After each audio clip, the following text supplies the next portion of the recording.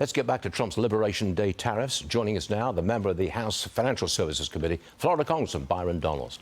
Congressman, how much money do you expect these tariffs to bring in? Peter Navarro says it's $600 billion a year.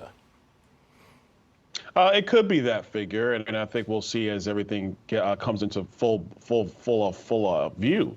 The key thing is, what are other nations going to do? Are they going to continue with their tariff policy that they've had against the United States for years, for decades, some of these countries, or are they going to begin lowering their tariffs, and we'll lower ours in response?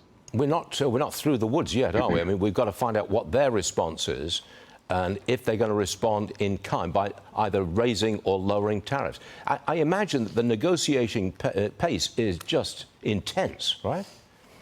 I think we're just getting started here. And let's be perfectly clear, Stu. For decades, a lot of these countries have built their economies on the back of the American economy. We've given them free access to America's markets. They have been charging us massively to try to send anything to their countries. And the way I equate it as a corollary is United States basketball. Back in '92, when it was the Dream Team, it didn't matter what team you threw out there. We were going to dominate them, and it was going to really be ugly.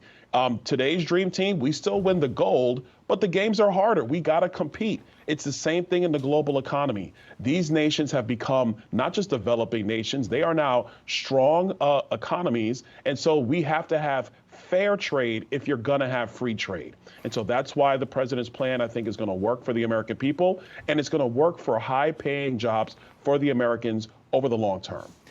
Peter Navarro says, look, auto tariffs may bring in $100 billion a year. Now, that assumes that we keep buying imported cars. But are we going to do that in the face of a large tariff? It's possible, but then also I think the other thing is, are you going to have more plants be manufactured here in the United States? Look, we have assembly plants for automobiles. It takes time to build that stuff up, but Americans are still going to buy cars. So that's why I'm saying a lot of this is going to take time to work our way through it, but it's going to put our economy on a much stronger footing. The one thing we do know is that subsidizing industry and then raising debt on the backs of the American people, that's a sugar high for an economy. It doesn't work over the long term. The last 4 years of the Biden administration proved it. Got it. Congressman Byron Donalds, thanks for joining us this morning. Difficult day, but thanks for being here. We appreciate it. Thank you, sir. Thank you.